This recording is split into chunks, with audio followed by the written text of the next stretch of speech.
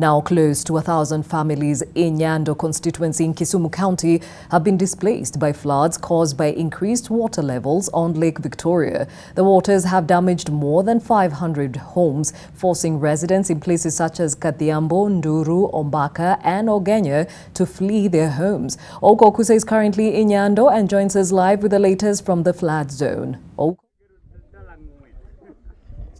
Well, Gladys, right here where I am is called Kadhiambo, one of the areas that is hard hit by this flooding, which began late last year. So that's sometime around November, and waters from Lake Victoria have been increasing their levels and inundating most of the homes here and displacing hundreds of people and families, as I've mentioned there in your intro, as you've mentioned there in the introduction. And of course, here I'm joined by some of the residents, George Owoth, who is going to shed a little light on what exactly is happening and the sort of help that they need from the authorities. George. Yes.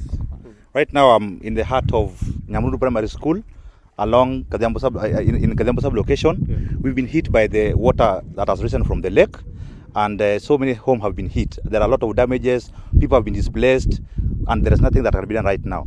We are only requesting the county government, even the national government, or anybody who is in a position to help us. People like you said, Red Cross, to come to our rescue. Toilets, there are no toilets. We don't have water, safe waters for drinking. We don't have nets. We don't have tents where those who have been displaced can be accommodated. Yeah. We are requesting anybody who is in a position to come and help us, to provide us with safe water, provide us with water guards, provide us with mosquito nets, because there are a lot of mosquito right now. We want temporary nets where those who have been displaced can be taken to raised places so that they can camp there. There is also animal-human conflict, yeah, where hippos are now raiding the places, invading the homes. Mm-hmm. That will be posing a lot of dangers to us. Mm-hmm. So as at now, we are still calling people like the county government. We've done this several times, but nobody has come to our rescue. We have the area MCA, Mr. Oikopete.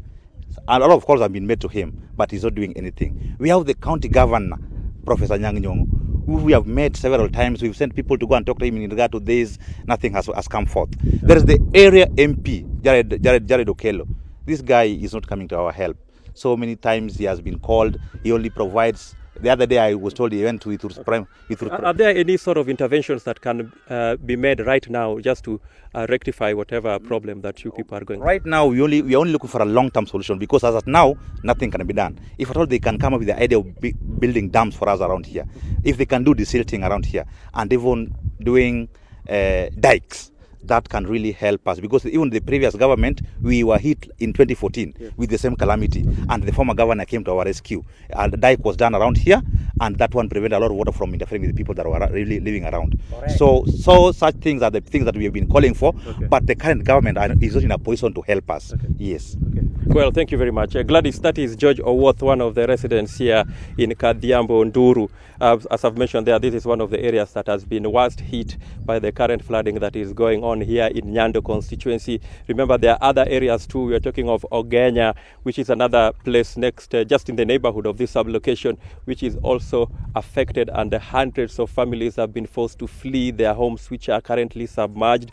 by the waters that have been coming from the lake. They say that the situation usually gets worse as from 3 p.m. going onwards, when the tides in Lake Victoria start to rise. So this is a story that we'll still be keeping our eyes on, just to find out how the residents are coping. Of course, he's mentioned quite a number of issues there regarding the kind of humanitarian help that they need and the solutions, possible solutions to this particular problem.